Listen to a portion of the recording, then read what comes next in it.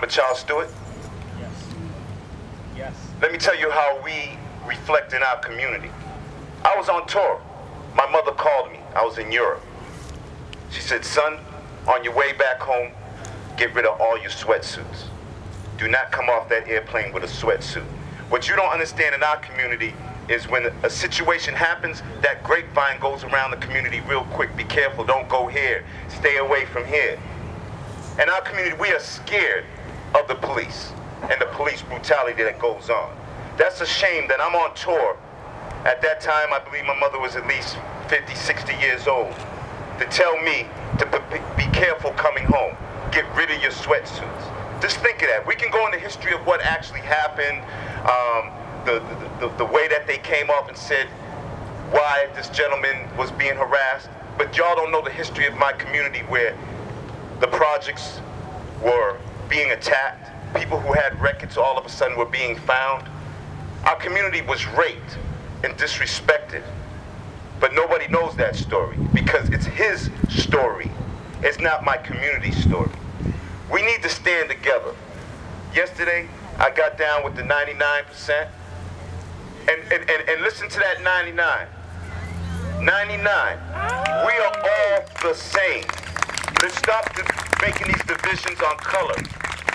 Stop making divisions on our religion. We need to all stand up and fight together. There's strength in numbers. And the only time outside my community that something gets affected is when it affects someone outside this community. Many people have died in my community. But I can remember a story where a young white lady went to an after party. Amazing, in 3 days, they caught the killers. There's many killers in my community that have killed my friends, my family members, and that pebble that gets thrown of destruction destroys all of us. But for some reason, certain people get wealth behind our demise, our fall.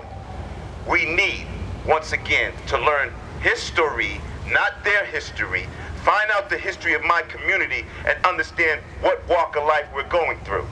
Now, some of us, I still try to dress young and have that swagger. I'm not with the baggy jeans coming down my pants.